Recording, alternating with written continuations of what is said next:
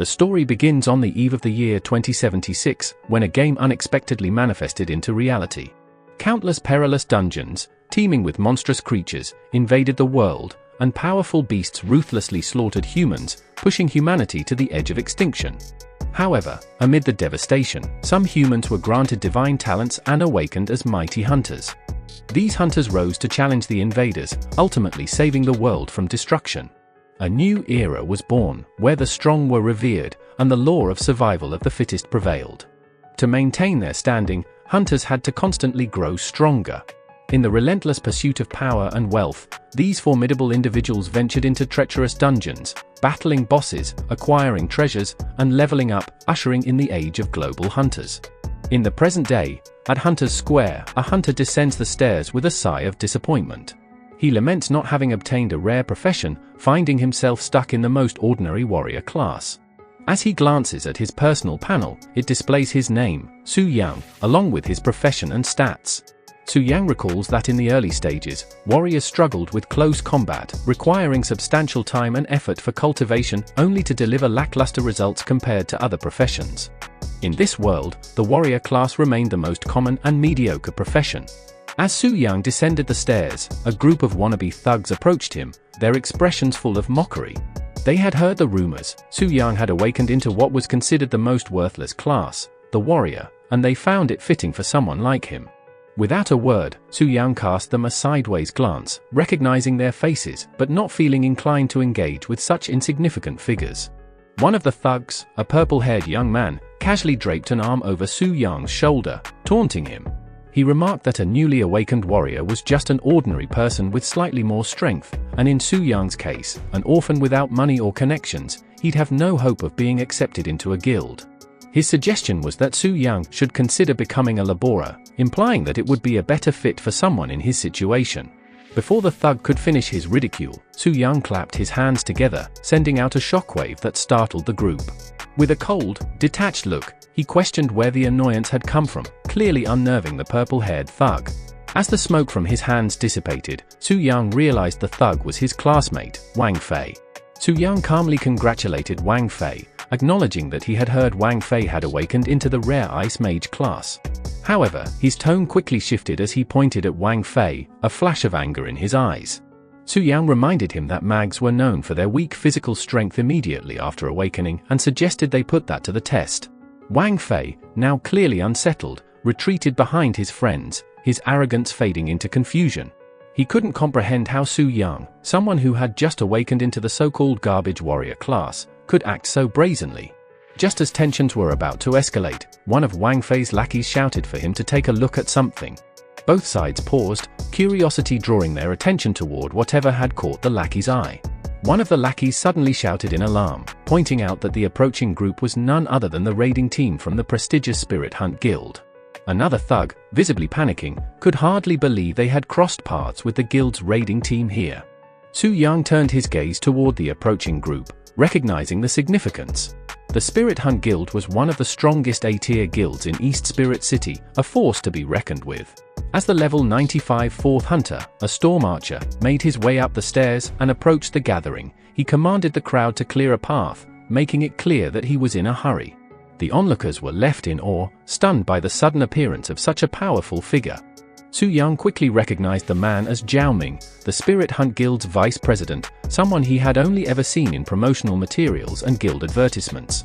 While Su Yang was lost in thought, Wang Fei, the purple-haired thug, abruptly shifted his attitude. Seizing the opportunity, he rushed forward, eagerly approaching Zhao Ming.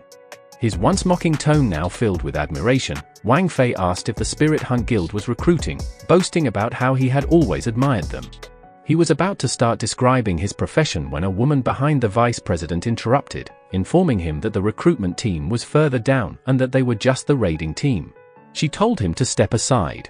Zhao Ming, overhearing the exchange, curiously asked Wang Fei what his profession was. In an instant, Wang Fei proudly revealed that he was an ice mage, emphasizing that it was a rare profession and that he specialized in control. Zhao Ming acknowledged that it was indeed a good profession and instructed one of his teammates to hand Wang Fei a card. Overwhelmed with gratitude, Wang Fei thanked him profusely, his demeanor now entirely transformed from the brash thug he had been moments earlier. After receiving the card, the blonde woman coldly instructed Wang Fei to head down later and submit his information to the recruitment team. Su Yang, watching this unfold, felt an intense wave of frustration boiling within him. He couldn't believe how smoothly things went for Wang Fei simply because of his rare profession. Doubts gnawed at him. Would it be as easy for him as a warrior? The other thugs, emboldened by Wang Fei's success, also stepped forward, revealing their professions. One claimed to be an archer, and another a thief. The blonde woman barely looked at them, advising the archer to check in with the branch office while dismissing the thief with a wave, telling him not to waste her time. Encouraged by the interaction, Su Yang gathered his courage and asked if he could join as well, revealing himself to be a warrior. The blonde woman turned and cast him a disdainful look, her disgust evident. Without bothering to answer, she simply turned her back on him and continued up the stairs with Zhao Ming, the vice leader. As the other thugs slumped in disappointment, their initial hopes dashed, Su Yang was left questioning the harshness of his reality. The brutal truth hit him: in this world, where the strong are revered, only strength truly mattered. A hunter's profession often dictated their future potential, and for Su Yang, being chosen as a warrior felt like a curse. His fate seemed sealed the moment his class was determined. Even lower-tier guilds hesitated to recruit warriors, knowing their limitations. The elite members of Spirit Hunt Guild wouldn't even give him a second glance. Still lost in thought, Su Yang overheard a conversation between two bystanders. One of them, clearly envious of those accepted by the guild, lamented how he, too, wished to join a guild and rise to power. The red-haired man beside him advised against it, saying there was no point in envy, especially with people as powerful as the fourth Storm Archer involved. As he sat down, the red-haired man remarked how unexpected it was to see the Spirit Hunt Guild's vice president here. The other man, intrigued, asked if he hadn't heard the rumors. Today, Spirit Hunt Guild was planning to raid the Black Dragon's lair, one of the most dangerous dungeons in the region. They speculated that the guild was using the teleportation gate nearby to reach the dungeon's entrance. As Su Yang turned to leave, the last part of the conversation struck him like lightning. The revelation that the Spirit Hunt Guild was preparing to raid the Black Dragon's lair left him in shock. He knew well what that meant. The Black Dragon's lair was the most dangerous S-tier dungeon in City C, a sprawling labyrinth filled with countless smaller monsters and powerful elite creatures. The risk was immense. Though death in this world didn't equate to instant annihilation, the consequences were severe. Losing levels and experience was crippling, and the competition between top guilds made the loss of rare equipment even more devastating. The ultimate threat in the lair was the level 99 Black Dragon Athos, known as Black Flame Wings. Su Yang had heard rumors of even the most powerful S-ranked guilds being crushed by the dragon's overwhelming might. Despite the danger, the Spirit Hunt Guild's raiding team was known for their incredible strength, boasting numerous hunters who had reached 4th Transcendence or higher. They had never failed a raid, adding to their legendary status. Su Yang, lost in thought, began to wonder if they could truly succeed where others had fallen. It reminded him that this world belonged to the strong, and he felt the crushing weight of his own inadequacies. Standing there, Su Yang found himself questioning if his destiny was to live a life of mediocrity, a pauper forever beneath the feet of these powerful hunters. But before he could finish his thought, a system window appeared in front of him, revealing that it had detected a host with a perfect soul. The boss part-time system was about to bind to him. Su Yang stood frozen in shock, watching as a blue light began to gather and swirl around his chest. He stared at the system screen in front of him, his mind racing with questions. What was happening? Was this system some kind of cheat, and what exactly did part-time boss mean? Before he could process it all, the system informed him that the loading was complete and revealed its purpose. The boss part-time system required Su Yang to act as a dungeon boss, tasked with resisting players attempting to raid the dungeon. If he killed a player, he would share in the experience and receive any equipment drops. The system prompted him, asking if he wanted to activate this role. Su Yang's thoughts swirled as he read through the system prompts. The idea of becoming a boss and fighting against players was daunting. He remembered that when players raided dungeon bosses, they usually formed teams, anywhere from small squads of 4 to massive groups of 100 players. The potential rewards, however, were undeniable. If he could defeat them, the experience points alone could catapult him from his current level 1 status to the Transcendence level almost instantly. Even the most average warrior could become powerful with such an advantage. But a critical question lingered: what would happen if he were defeated? As he weighed the risks, another system prompt appeared, noting that he was unresponsive and that the system would soon unbind. A countdown began, startling Su Yang as he hadn't considered the possibility of losing the system entirely. He realized that while this opportunity promised immense power, it also carried significant risks. The countdown dropped from 5 as Su Yang struggled to make a decision. He didn't want to face the danger of being killed as a dungeon boss, but at the same time, he couldn't bear the thought of remaining weak and being trampled on forever. This was his chance to break free from his current limitations. As the timer ticked down, Su Yang made his decision. He would take the risk. With determination in his eyes, he told the system that he was ready to start his part-time job as a dungeon boss.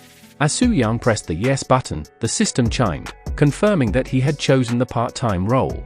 The system activated, and soon, Su Yang's body began to fade away. A new message appeared, indicating that the part-time teleportation had been initiated, and he would be transported shortly. As the sensation of being teleported washed over him, Su Yang silently prayed, hoping to be assigned a powerful boss role. When he opened his eyes, he found himself under a crimson sky, standing in the middle of a vast valley surrounded by towering mountains. The landscape was teeming with monsters, all exuding an intimidating aura. Su Yang took in the sight, scanning the area, and immediately noticed that the monsters roaming the valley were no ordinary creatures. Their levels ranged from 80 to 95, a startling revelation. He realized they were all dragon-type monsters, but something seemed off. They appeared smaller than he had imagined, as his impression of dragons had always been of towering, majestic beings. As he stood there, still processing the situation, something even more shocking happened. The monsters began bowing before him, one of them speaking reverently, addressing Su Yang as their noble king, and asking if he had finally awakened from his long slumber. Internally, Su Yang was taken aback, questioning if they had really just called him their king. He could barely believe it. Was he truly the king of these dragons? Looking down at himself, Su Yang examined his new form. He couldn't be sure, but a creeping suspicion began to form in his mind. Could it be that he had been transformed into the legendary boss of the Black Dragon's lair? The answer came quickly, as the system congratulated him on his successful transformation, revealing that his current boss form was none other than the level 99 Black Dragon, Black Flame Wing. Unsure of his current state, Su Yang opens his stats panel, which reveals that he has transformed into the level 99 boss Black Dragon Athos, presently in its young stage. The panel displays his impressive stats, 5 million health, dark attributes belonging to the dragon race, and over 1,000 points in all other statistics. His dragon talents grant him immunity to 80% of both magical and physical damage and bestow him with masterful control over fire elements, allowing him to unleash devastating black flames without depleting his resources, inflicting massive magical damage. Additionally, his dragon suppression talent reduces all attributes of creatures below his level by 20%. Seeing these stats, Su Yang struggles to believe that these are indeed the capabilities of the Wing of Black Flame, considering them exceedingly powerful. A level 99 player in the 4th transformation might typically break one attribute, but the Wing of Black Flame not only breaks all attributes but also boasts a formidable strength of over 3,000 points. However, what truly astounds him are the talents he possesses: dual resistance to physical and magical damage by 80% and an attribute reduction aura of 20%. Together, these abilities render him nearly invincible. Coupled with his exclusive skills, no player could realistically challenge him. Feeling an overwhelming surge of power through his draconic form and feeling extraordinarily revitalized, Su Yang lets out a menacing roar. Su Yang believes that if he can defeat players and absorb their experience points, he can level up quickly, even if his original form as a warrior is weak. As he surveys his surroundings, he notices the sudden wailing of monsters nearby, all collapsing to the ground in terror. One of the creatures begs their dragon king to calm his anger, pleading for mercy. Realizing that the monsters are paralyzed with fear and unable to move, Su Yang understands that he unintentionally triggered the dragon roar skill. Maintaining his composure, Su Yang looks down at the monsters, ordering them to rise and calling them worthless, thinking this is how a boss should behave. The trembling monsters now fully believe that Su Yang is indeed their king, recognizing his immense power even in his youth. They think that once he matures, crushing the human world will be effortless. Su Yang recalls that the information he saw mentioned he was still in his youth and wonders why, as typical bosses in instance dungeons are usually fixed at a certain level. He speculates whether the Wing of Black Flame might actually have the ability to level up. While pondering the nature of his possessed body, his attention shifts to a nearby cage containing a captive elf. The elf, struggling to stand, accuses the dragon of evil deeds and demands her release, threatening that the elven race will ensure he pays for his actions if he doesn't comply. As Su Young examined the captive closely, he was surprised to discover that she was an elf, and even more astonished that there was an NPC present in the instance. He recalled that after the game merged with the real world, various fantasy races had appeared, but this was the first time he had encountered real elves. However, before they could interact further, both Su Young and the elf sensed a spatial disturbance and began to wonder what was happening. The elf looked toward the source of the disruption, her gaze filled with gratitude as she realized a player had arrived. She referred to them as a hero and believed they had come to rescue her. The elf attempted to warn Su Young that his doom was imminent, but before she could finish, she noticed the dragon staring at her with contempt. Puzzled, she asked why he was looking at her that way, internally noting that the dragon typically ignored her insults. She wondered why he was suddenly reacting today. Su Young, hearing her bold declarations, realized that the intruder must be from the Spirit Hunt Guild. He hadn't expected them to arrive so soon. Knowing that the Spirit Hunt Guild had a reputation for flawless strategies, Su Young considered whether they posed a real threat. Although the Black Dragon was immensely powerful, he reasoned that the guild must have thoroughly prepared before taking on such a formidable challenge. To err on the side of caution, Su Young used a skill to gather information about the guild's approach and discovered that the members were discussing their plan, reminding each other to stay vigilant and emphasizing that today's strategy must not fail. As Su Young focused on the approaching group, he observed the 4 players, all over level 90 and in their 4th transformation, marking them as the core assault team of the Spirit Hunt Guild. One of the guild members loudly declared that today they would penetrate the Black Dragon's lair and defeat the dragon, confident that doing so would bring them closer to reaching the coveted 5th transformation. Hearing their bold proclamations, Su Young couldn't help but think they were quite confident in their abilities.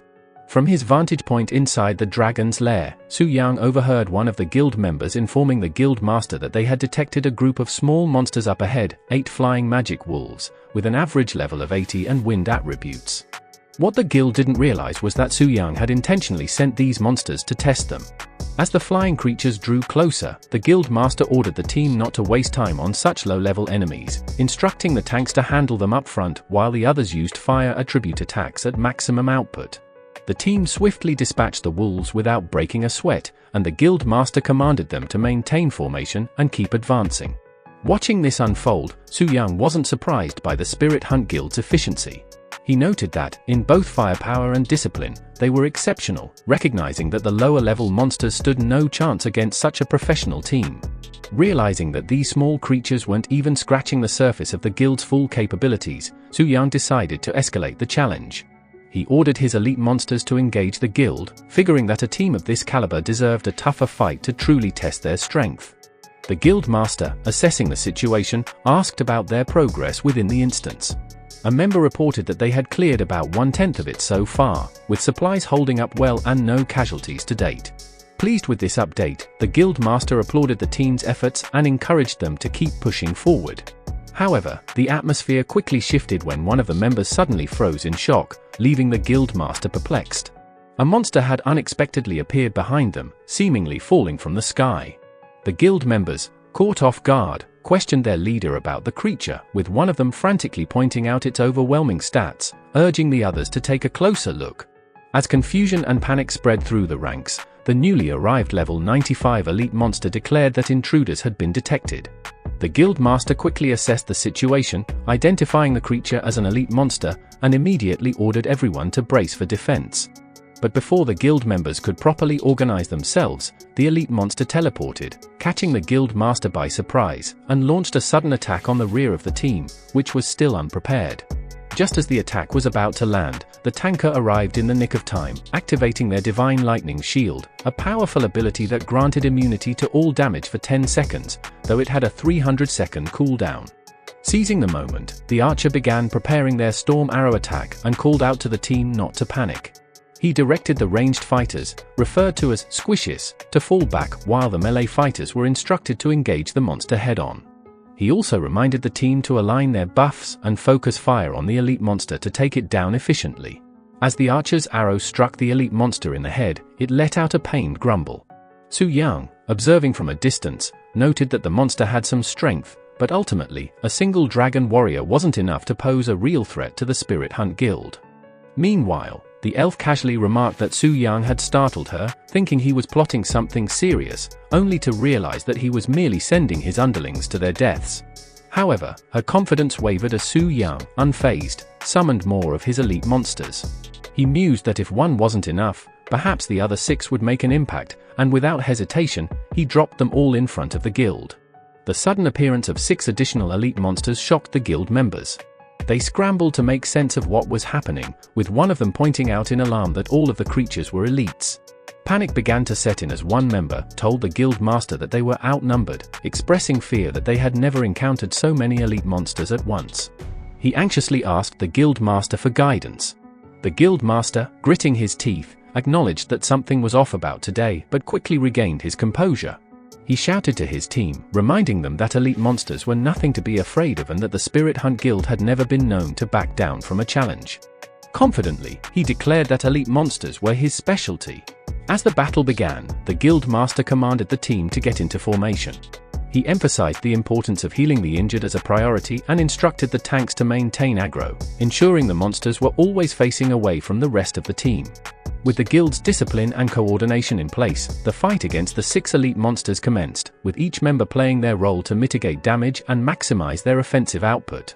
As Su Yang continued observing the Spirit Hunt Guild, he couldn't help but remark on their resilience. Despite his initial assumption that throwing elite monsters and unexpected situations at them would force them to retreat, they had instead chosen to fight until the end. Internally, he acknowledged their tenacity, while the elf on the sidelines, impressed by the players, mockingly told Su Yang that his tricks wouldn't work and that he should accept his impending demise. However, Su Yang began to wonder if the guild's current strength was truly enough to defeat him as a boss. He questioned whether they had any hidden strategies or unplayed cards. His thoughts shifted when he noticed something strange: the guild wasn't advancing toward him.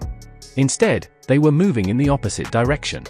Curious, Su Yang closely examined the map and noticed their path led toward the Dragon Slayer's tomb. He questioned what they might be after, focusing on the glowing light on a skeleton within the tomb.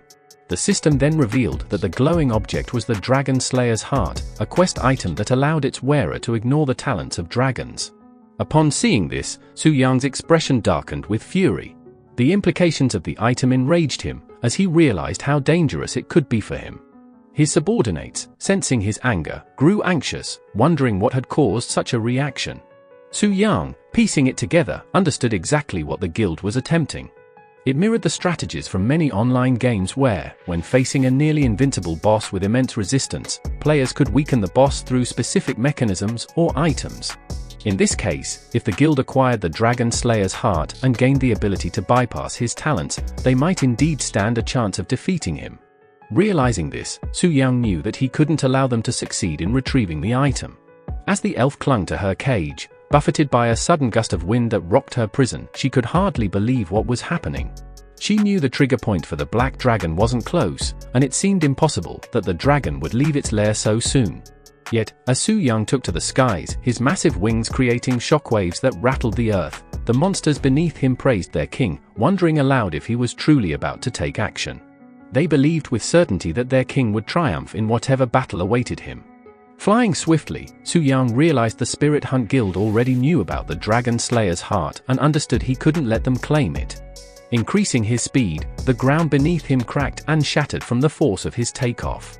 Meanwhile, as the Spirit Hunt Guild advanced toward the item, their guild leader remarked on the numerous surprises they'd faced since entering the instance, but expressed relief that no major complications had arisen on their path to the Dragon Slayer's heart.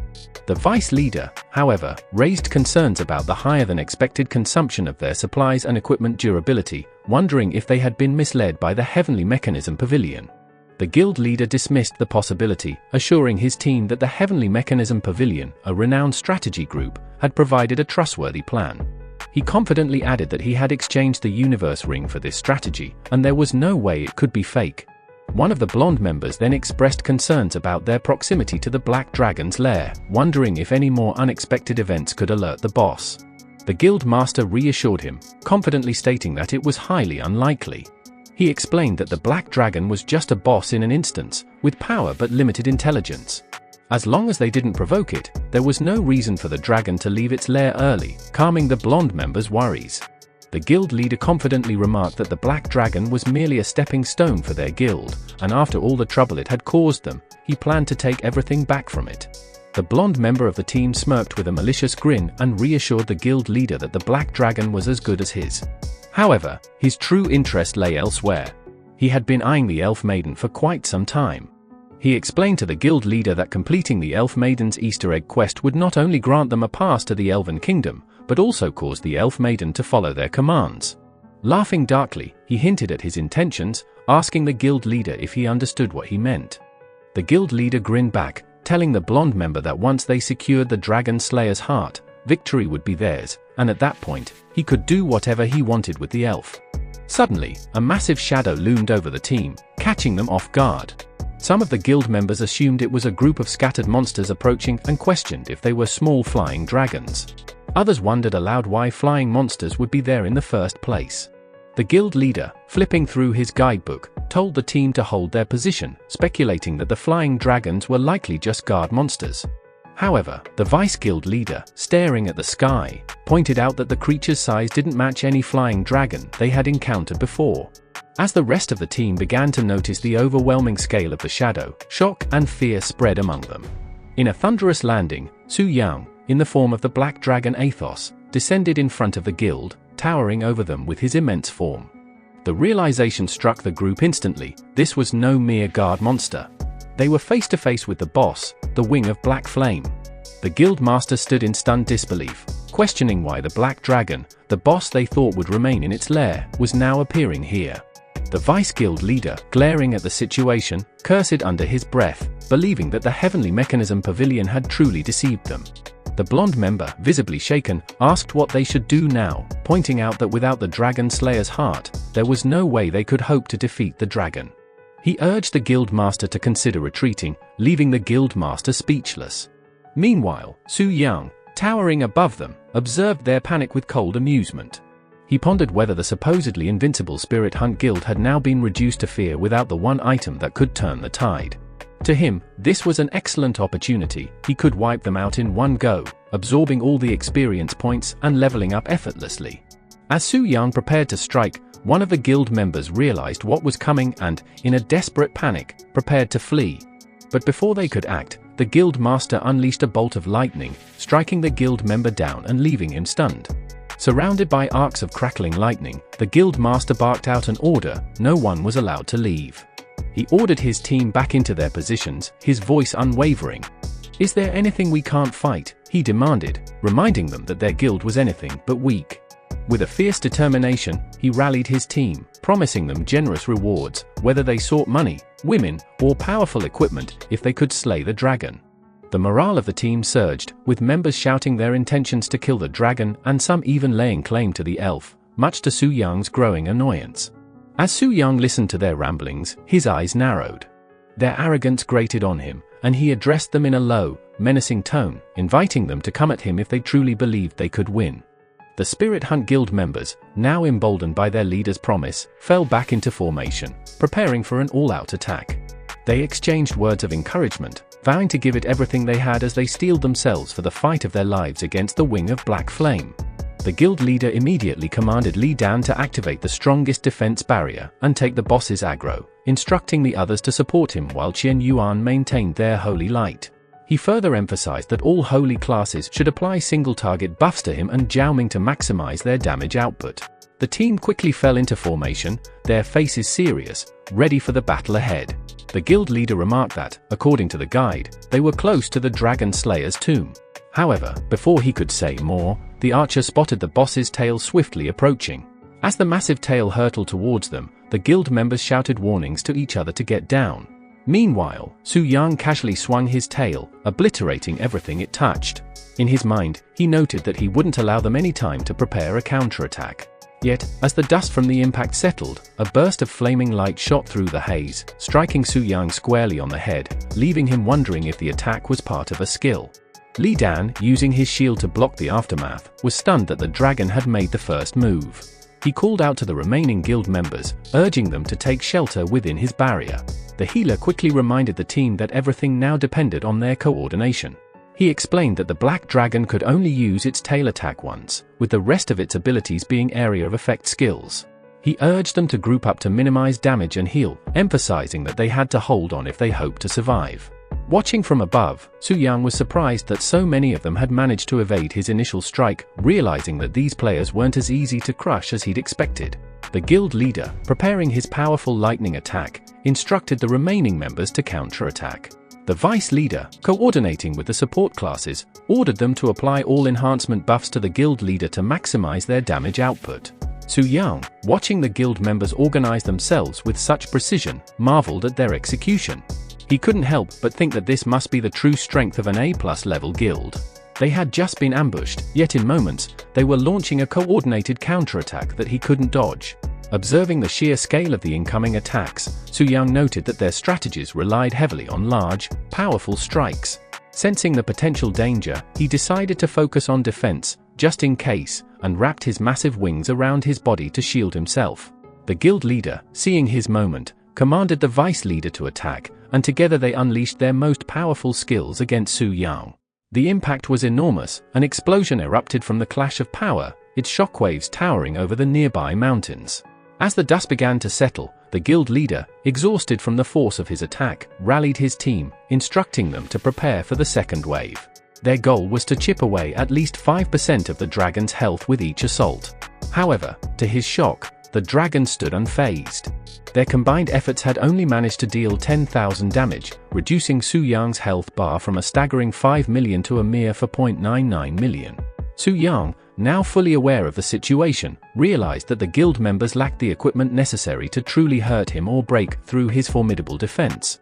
The massive gap in power became clear, as even their strongest attacks barely made a dent in his health. One of the guild members, clearly frustrated, told the guild leader that the black dragon's damage reduction was far too powerful, making it impossible for them to inflict meaningful damage. The guild leader, however, urged them to hold on and keep attacking, pointing out that the dragon's health hadn't even dropped to 3/4 yet, and therefore it might not unleash any more devastating skills. The members, though unable to pierce Su-yang's defense, continued their attacks, desperate to find a way to overcome the towering beast. Su-yang, meanwhile, grew increasingly irritated. The constant barrage of attacks felt like nothing more than the nuisance of being swarmed by mosquitoes. Yet, despite their futile efforts, he acknowledged that the guild members weren't giving up, they still held onto a shred of hope. Su-yang decided it was time to crush that hope once and for all. Flying high into the sky, Su-yang let out a menacing roar that shook the valley, sending a destructive shockwave through the battlefield. The blast ravaged everything beneath him, severely damaging the guild members. As he landed back on the ground with a thunderous impact, he surveyed the chaos. Many guild members were either incapacitated or struggling to crawl away, their once impressive formation in complete disarray. Su-yang realized with satisfaction that even an A+ level guild was no match for him. The guild leader, struggling to stand, couldn't comprehend why the black dragon had used its skills at that moment. Gasping for breath, he shouted for everyone to get back on their feet, insisting that the dragon would be paralyzed after using such an ability. Yet, before anyone could even think of mounting a counterattack, Su-yang moved in close to the guild leader, towering over him with his majestic and terrifying draconic presence. The guild leader, sweating bullets, stared up in horror, unable to fathom why the black dragon hadn't been paralyzed as expected. Before the guild leader could say anything more, Su-yang unleashed another devastating attack. A torrent of fire erupted from his mouth, engulfing the entire mountain range in a massive blaze. The overwhelming power of his breath attack left nothing in its wake but ashes. The guild members were obliterated, consumed by the inferno before they had any chance to react. As the guild leader was incinerated, he let out a final curse, swearing that he wasn't finished with the black dragon yet. Su-yang, however, ignored the dying words. A system notification appeared before him, confirming that the intruders had been completely eliminated and congratulating him on his victory. The system quickly converged and distributed the experience points, sharing them between the black dragon and Su-yang.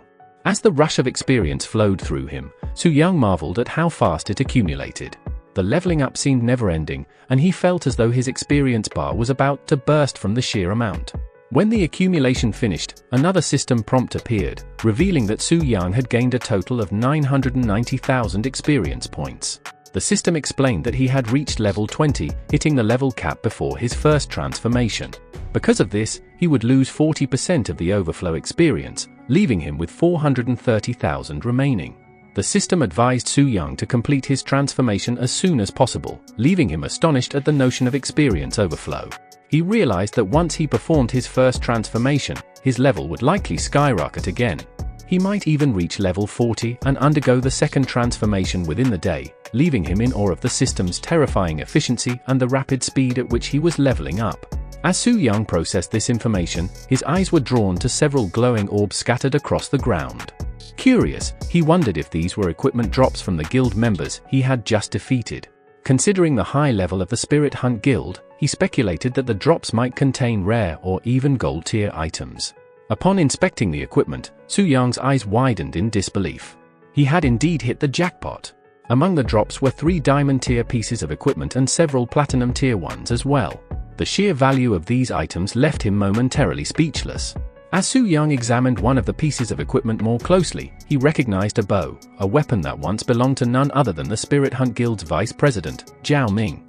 He couldn't help but laugh inwardly, imagining the despair and frustration the guild must be feeling after losing such valuable gear. Although Su Yang, as a warrior, couldn't use the bow, he knew that taking it to the auction house would easily fetch him billions. It was a huge profit, far beyond his expectations.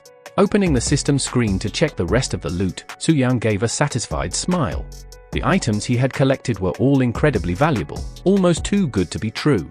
But as he continued scrolling, his eyes widened in shock. He had found the broken Boundless Gem, an item that could be embedded into any equipment to eliminate level restrictions. With this gem, even a level 1 player could wield a platinum tier weapon that normally required level 61. Su Yang realized the potential of this item. It was a true game changer. Among all the platinum tier equipment in his inventory, the Flame Greatsword stood out as the most suitable for his warrior class. With the Boundless Gem, despite being only level 20, he could use the powerful sword right away. The sheer strength it offered would make him nearly unstoppable in battle. Just as Su Yang finished admiring his hard-earned loot, the system chimed, reminding him that his current dual tasking time was about to end. A countdown from 5 minutes appeared, indicating that the instant was about to close. The system gave him the option to return immediately by pressing yes. Without hesitation, Su Yang pressed the button, remarking to himself that he couldn't wait to go back and complete his job change. In an instant, he was teleported straight back to his house. Su Yang, momentarily disoriented, realized that he had returned home rather than to the job change plaza as he had expected. He chuckled, acknowledging how realistic the system was. Looking at his status window, Su Yang couldn't contain his excitement. He leapt in joy, confirming that he was indeed level 20 and that this wasn't some dream. Feeling exhilarated, he decided to allocate his attribute points, assigning 100 to strength and 50 to spirit. He noted that warriors typically didn't invest in spirit, but with the system's flexibility, he didn't have to follow the usual path. Some of the scrolls he had previously acquired had minimum spirit requirements, and he figured adding points to spirit would be beneficial for his future growth. As soon as he distributed the points, his body began to glow with a radiant golden light, and a powerful burst of golden energy emanated from him. Su Yang, initially confused, wondered if this was normal for point allocation. But then he realized it was likely because he had just dumped 20 levels worth of points into his attributes all at once. The surge of power flowing through him confirmed how much stronger he had become. As his aura faded, Su Yang looked around his now messy home, laughing at the destruction caused by the sudden power burst. He made a mental note not to overdo it next time. Realizing that it was already too late to go for the job transfer today, he decided it would be better to rest. Tomorrow, he would head to the temple, accept the transfer quest, and complete his job change. The next day, back at the Spirit Hunt Guild Hall, chaos reigned as guild members discussed the unexpected early return of the raiding team. One member asked their leader why they had come back so soon, while another inquired whether the dungeon instance had ended. The blonde woman, still in shock, questioned the guild leader about his drastically reduced level, wondering aloud if it was even possible for the entire group to have died in the raid. A member of the raid team began to explain that they died because the strategy they had gotten from the Tianji Pavilion had failed them. But before he could finish, the battered and furious guild leader, now reduced to level 90, cut him off. With a scowl, he demanded that they stop mentioning Twenji Pavilion. His voice was filled with anger as he cursed the pavilion, furious that they had been tricked with a faulty strategy. He lamented trading the valuable universe ring for it, feeling utterly betrayed, and now saw how they had been treated like fools. As the guild leader scanned the room, his eyes fell on the vice president, Zhao Ming, lying unconscious on the floor. His expression hardened, and he demanded to know what had happened to him. One of the guild members hesitantly explained that Zhao Ming's diamond tier bow, his primary weapon, had exploded during the battle, causing him to pass out. The member added that Zhao's injuries were quite severe, further worsening the situation. The healer, holding back tears, revealed more bad news. Not only had Zhao lost his weapon, but his diamond tier boots had also been lost after his death in the instance. The healer lamented that with the loss of such precious gear, they had also missed their opportunity to access the Elf Palace, a major blow to their plans. Hearing all this, the battered guild leader's expression grew darker. His anger boiled over as he processed the full extent of their losses. With a grim tone, he cursed the Chenji Pavilion once again, fuming that such a prestigious S-rank guild had dared to sell them fake strategies. His hands clenched in fury, and sparks of electricity crackled around his body, reflecting his rage. The guild leader, now resolute, declared that he would personally go to the Chenji Pavilion and demand an explanation for this treachery. With his voice filled with cold determination, he vowed that he would not rest until he got answers, and the storm of his fury would not subside until justice was served. At the Nanshan orphanage, one of the children excitedly called out to their grandpa, urging him to come and see the massive delivery that had arrived at the front gate. The grandpa, looking puzzled at the sight of so many boxes, approached the delivery driver. He asked the young man if perhaps the delivery had been made to the wrong place. However, the driver assured him that there was no mistake, pointing to the address on his paper. The driver confirmed that this was indeed the Nanshan orphanage and added that the client who had placed the order was a young man named Su Yang. Hearing Su Yang's name, the grandpa's eyes widened with recognition, but he couldn't help but wonder where Su Yang had gotten the money to afford all of this. As the grandpa and the delivery driver chatted, one of the kids, Xiao Dao, darted around the back of the truck where the delivery men were busy unloading the boxes. The grandpa noticed the precariously stacked boxes wobbling on the truck and quickly called out to Xiao Dao, warning her to be careful. But the girl, laughing and carefree, continued to run around without a worry in the world. Just then, the stack of boxes teetered and began to fall. Xiao Dao froze in fear as the boxes hurtled toward her. But before they could land on her, a hand swiftly intervened, catching the boxes with ease. It was Su Yang, who had appeared just in time, casually holding the heavy boxes with one hand. He greeted Xiao Dao with a warm smile. The girl, relieved and excited, immediately recognized him. "Big brother," she called out, and soon the other children gathered around, greeting Su Yang with joy, some telling him how much they had missed him. Su Yang, watching them with affection, smiled and remarked that seeing them so lively always put his mind at ease. The grandpa, curious, asked Su Yang if he had already chosen a profession. Su Yang nodded and replied affirmatively, revealing that he had just completed his profession change the day before. With a casual tone, he added that he had made some money by a stroke of luck, but internally, he was grinning at the thought of the massive fortune he'd accumulated by selling the loot from the Spirit Hunt Guild. His account now boasted a staggering 60 million. The grandpa, concerned for Su Yang's safety, asked if he had joined a raid team to explore dungeons. He reminded Su Yang to be cautious, emphasizing how fierce the monsters in the dungeons could be. Su Yang, recalling his own experiences fighting as the Black Dragon, felt a twinge of irony. He sweated a little, inwardly acknowledging that, yes, the monsters did seem fierce, especially from the other side of the battlefield. The grandpa, gripping Su Yang's hands with a worried expression, gave him further advice. He stressed that new hunters were at risk of losing levels or even dying if they weren't careful, and he urged Su Yang to take things slow. But before the grandpa could continue, Su Yang interrupted with a reassuring smile. He confidently told the grandpa not to worry, mentioning that the monsters he dealt with were pretty obedient and posed no real threat to him. With a bright, dashing smile, Su Yang added that he was on his way to the temple today to change his profession again, then cheerfully bid the grandpa farewell. As Su Yang walked away, the grandpa stood there, confused, trying to process what Su Yang had just said. He couldn't quite understand what Su Yang meant by changing professions again, especially when he had only awakened yesterday.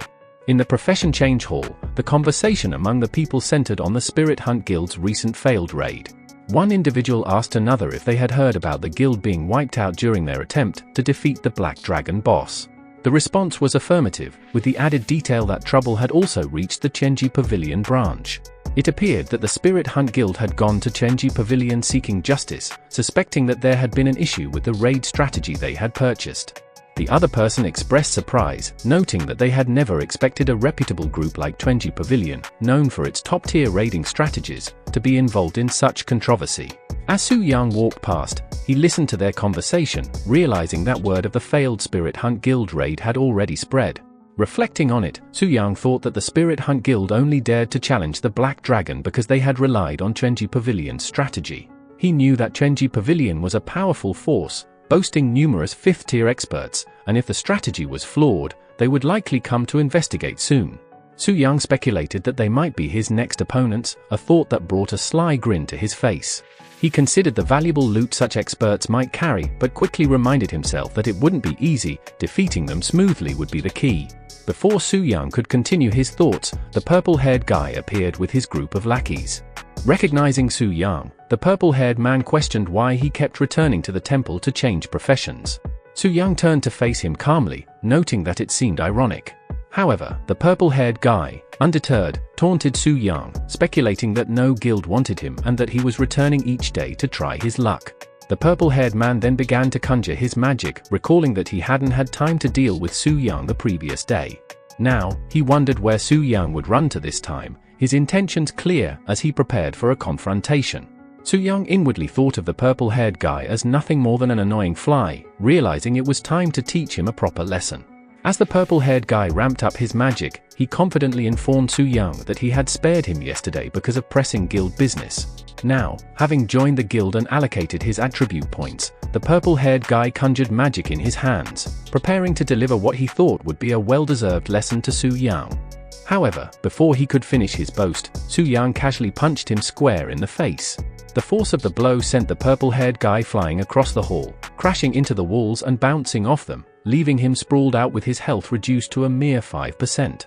Su Yang, as if nothing had happened, remarked that there had been a fly on the guy's face. The lackeys rushed to their boss, panicking, and tried to wake him up. But before they could do much, Su Yang's aura darkened, and he casually mentioned that while he had dealt with one fly, there were still more. Terrified, the lackeys, sweating profusely, stammered that there was no need for him to handle it, quickly grabbing the purple-haired guy and making a hasty retreat. As they ran off, Su Yang stood there, mildly amused by how insect-like they had behaved. As Su Yang was left standing in the hall, a slow clap echoed behind him, catching his attention.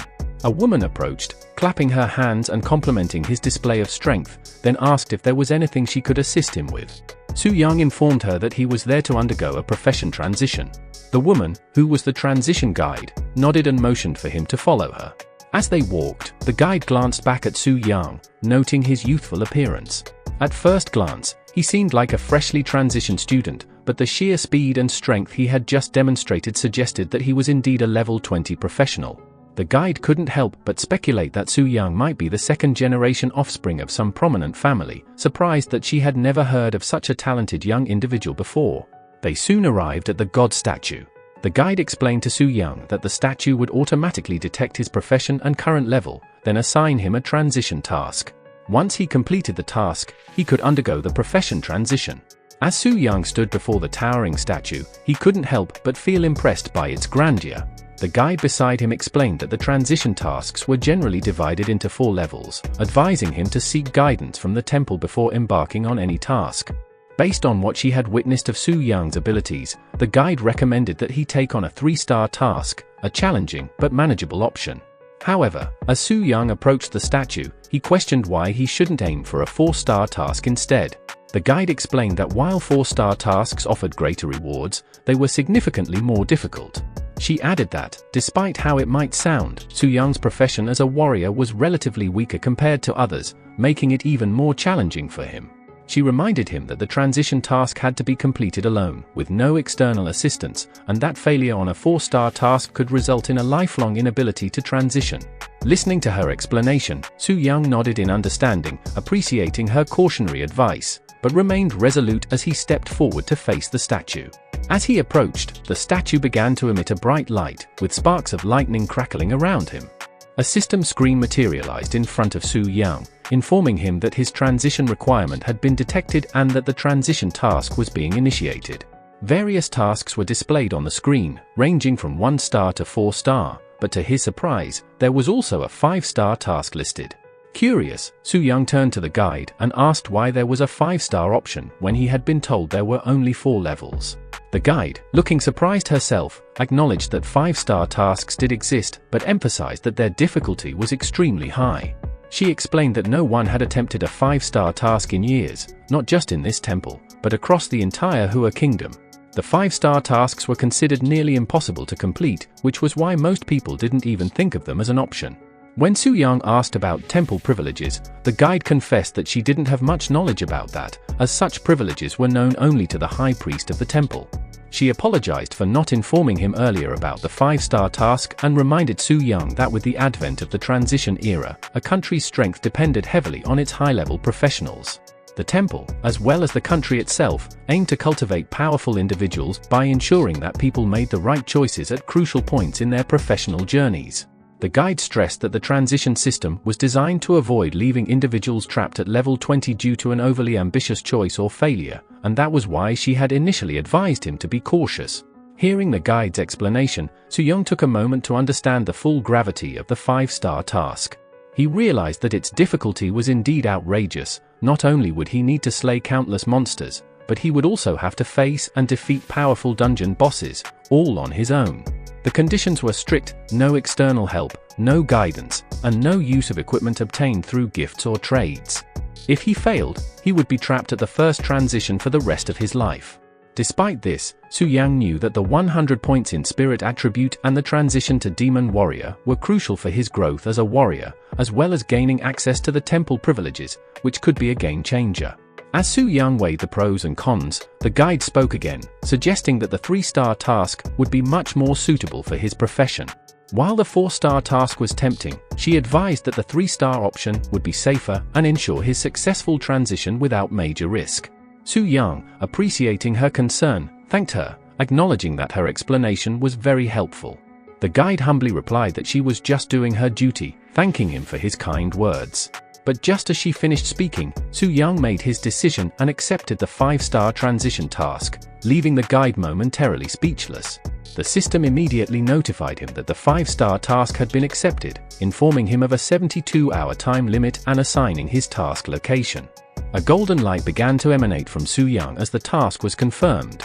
The guide, still reeling from the shock, asked Soo-young why he had chosen the 5-star task, despite her warnings. Soo-young, calm and confident, explained that after reviewing all the tasks, he felt that the 5-star task suited him best. The guide tried to offer one last warning about the consequences of failure, but Soo-young walked past her with a composed smile, reassuring her that she needn't worry. He added that he was more curious about the temple privileges and fully intended to complete the task and return soon. The guide, now in a state of disbelief, watched Soo-young as he left, shaking her head in shock at what had just happened. Someone had actually accepted the 5-star task, a rarity in the entire kingdom. Realizing the gravity of the situation, she quickly turned to a temple official, demanding that they immediately report this development to the high priest. In the eastern part of Spirit City's teleportation center, an announcement echoed through the bustling hall, informing everyone of energy fluctuations causing a delay in the opening of the teleportation gate. The system advised everyone to be patient as the gate would be back up in a few minutes. Soo-young, standing nearby, listened to the announcement, mildly surprised by the malfunction, but it didn't bother him. He wasn't in a rush and still needed to plan how to navigate the Cold Moon jungle, where his 5-star task would take place. While Soo-young waited, a member of the B-grade guild, Reign of Ghosts, commented on how small towns were always troublesome, noting even teleportation delays could occur in places like these. She warned her companion, Xiao Qian, to stay close and not wander off, as some people's eyes lingered on them with unsavory intent. As Xiao Qian scanned the area, her eyes landed on Soo-young, and she immediately recognized him. Curious, she mentioned his name aloud, causing her companion, Soo-yang, to lean in closer and ask if she knew him. Xiao Qian explained that Soo-young was her classmate, and just like her, he had undergone a profession change the previous day. Soo-yang seemed puzzled, wondering what Soo-young was doing at a teleportation gate that led to Cold Moon Jungle, a dangerous area filled with monsters over level 20. It didn't make sense, given Soo-young's current level. Before they could discuss further, another announcement rang out, informing everyone that the teleportation gate had resumed normal operations. The crowd was advised to proceed in an orderly manner. Xiao Qian, startled, quickly realized that Cold Moon Jungle was extremely dangerous, especially for someone at Su Yang's level. She felt the urgency to warn him before he entered the gate without proper preparation. However, just as she was about to act, Xu Yang informed her that Su Yang had already gone through the teleportation gate. Panic surged through Xiao Qian as she realized it was too late to stop him, and the potential dangers of the jungle weighed heavily on her mind. Inside the Cold Moon Jungle, a hunting ground recommended for levels 20 to 30, Su Yang materialized and was immediately struck by the silence around him. He looked around, surprised to see no one in sight, and speculated that the other hunters must have already dispersed deep into the jungle to hunt monsters. Realizing he was alone, Su Yang decided it was time to begin his own hunt. Before he could take his first step, a sudden movement caught his attention. A wolf monster appeared behind him, launching a swift attack. Su Yang, however, dodged effortlessly, moving to the side and calmly analyzing the situation. He wondered if this wolf was one of the monsters mentioned in his quest and noted how quickly they had appeared. Su Yang acknowledged that if he were relying solely on his current level and without the help of high-level equipment obtained through trading, dealing with monsters like these would be tricky. As the wolf monster lunged at him again, Su Yang drew out his weapon with a swift motion and, in a flash, sliced the azure wolf cleanly in half. He casually commented to himself that the powerful weapon he wielded had come from the painstaking loot drops he had gathered.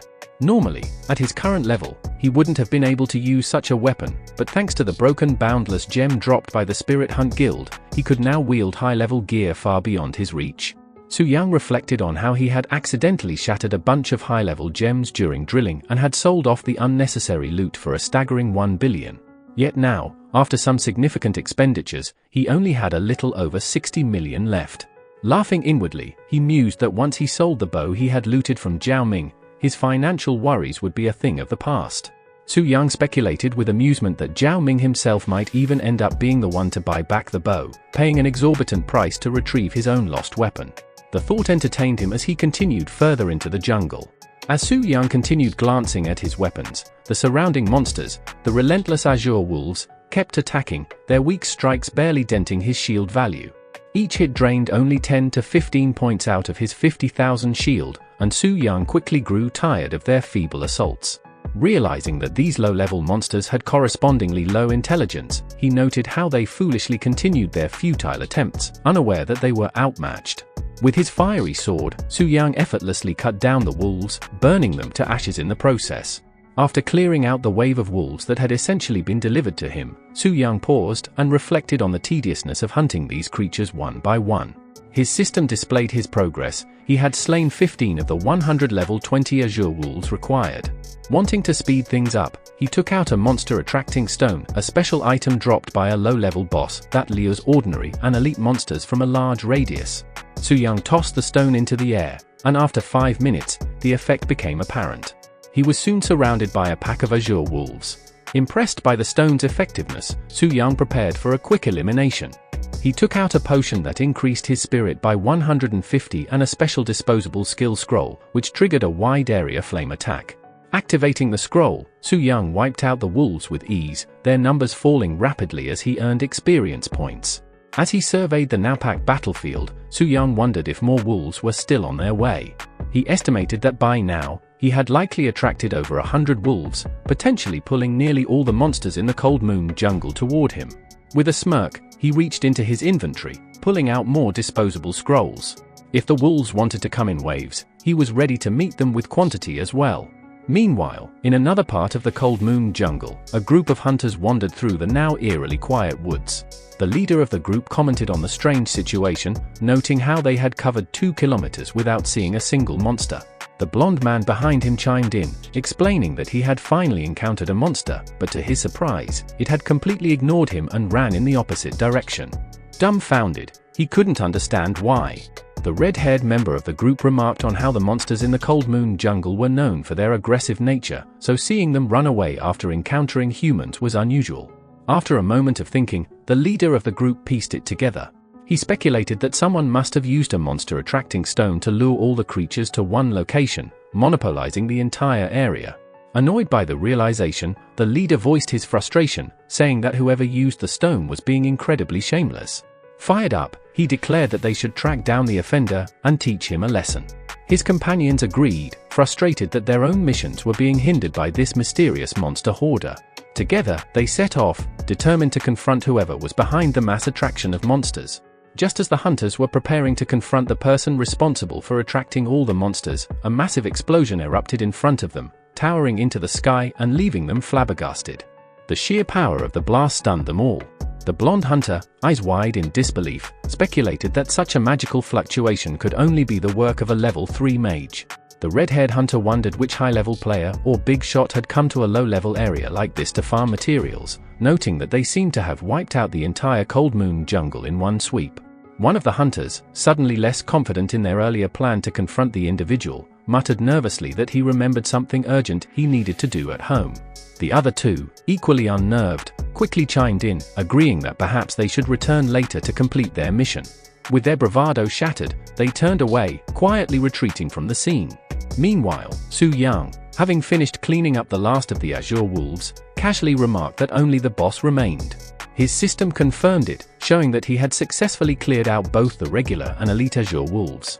As he walked toward the boss area, Su Yang noted that the 5-star task was proving to be quite simple for him, even though he had cheated a little by using his high-level gear and items.